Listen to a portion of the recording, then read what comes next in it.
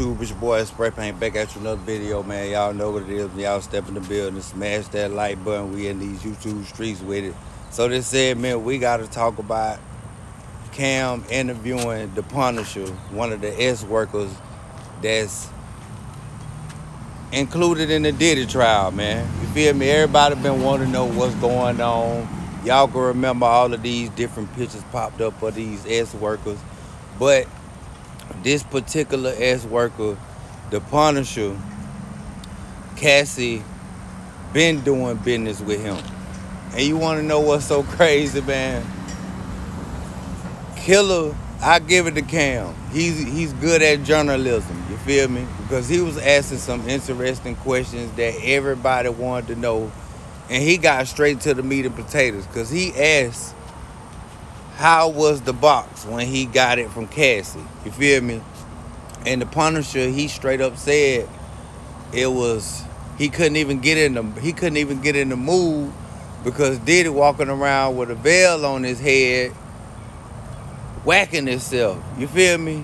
But I'm gonna go on and drop the video and let y'all see it, man. Y'all get in the comments, let me know what y'all think about this segment, bro. Y'all know what it is. The latch off the door when it's on the floor. I'm gone. You didn't even know what was going on, that it was even Puff was participating. Could you explain your first time going to one of these events?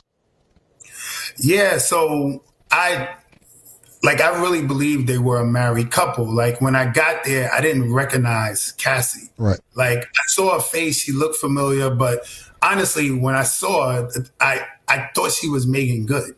Right. Like if I was gonna pin, I was like, yo, I think this is Megan Good. But then when I looked on the Google, Megan Good was much thicker. So I couldn't really figure it out. So, and then when she said her husband, when Puff walks out, to finally, do his voyeur thing and see what's going on. So hold on real quick. It didn't start with Puff in the room. Nah, it never started with him in the room. Okay. It would only be me and her. And she said at some point, her husband's going to walk in and I'm not supposed to acknowledge him, look at him, act like he's not even in the room. Right. So we'll be like on the couch, let's say on one end of the room, and then like on the far end of the room, it'll be like a table with a chair. And eventually he'll come in the room and like sit in the area, of course, the room, like watching, and we're supposed to act like he's not there. How often, pardon me, not how often, how long did it take until you realized that it was Diddy? Bro, like, I want to say like over a year. Get the fuck out of here. A whole year? Why? So let me, how long, okay, let's, I want to stick to that for a second, but how long did you know till it was Cassie? So the minute I found out it was Diddy, that's when I knew it was Cassie. So it took a year for you to find out for Cassie as well?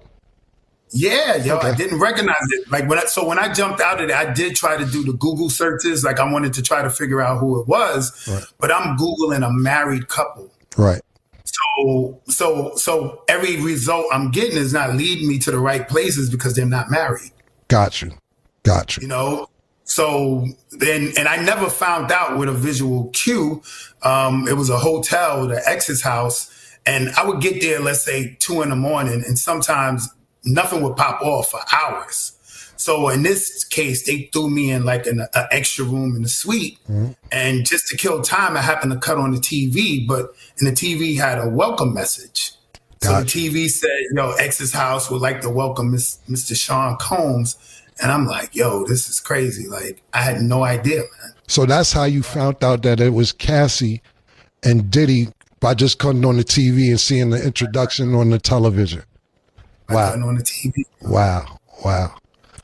I seen also in the transcripts that you would say that it was just a sex scene in the beginning. Nothing, no intercourse. How long until you had actual intercourse? What was happening in the first few sessions when it wasn't any intercourse? Nah, it was only the first session where it wasn't intercourse. Okay, so 10 times, one time it was only not intercourse the first time. The first time. And it was offered, yo, but I was so bugged out. Like this wasn't my hustle, right? So right.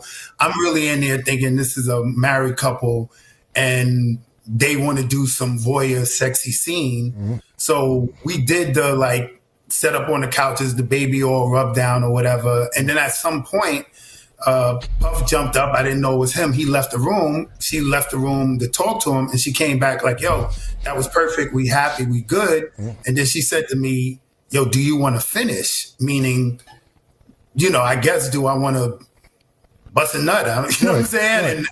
And my first example, I'm trying to be professional. Like, I'm like, nah, I'm good. Like, if y'all good, I'm good.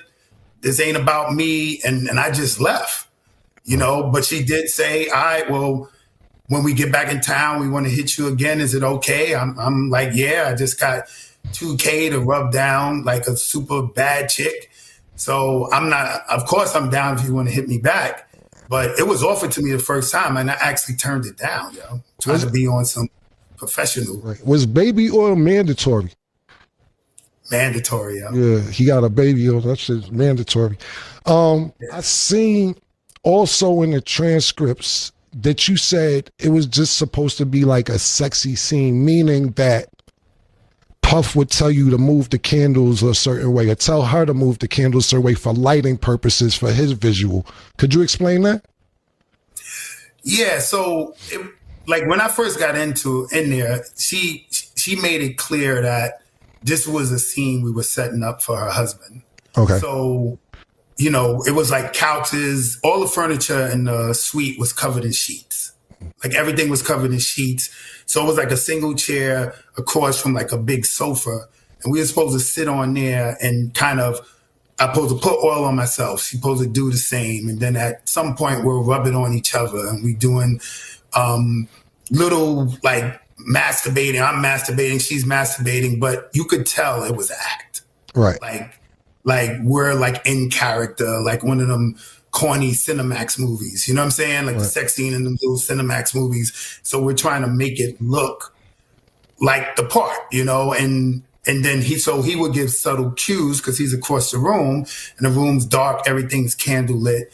And he'll say like, yo, move a little bit, yo, move the candle, I can't really see, or move the body. And he would never talk to me, not one word to me, only to her. And if his instructions for me, it goes to her and she tells me. So it was like a real scripted kind of routine. And it really went like that every single time. So he was basically orchestrating a sex scene without directly talking to you, but telling her certain things.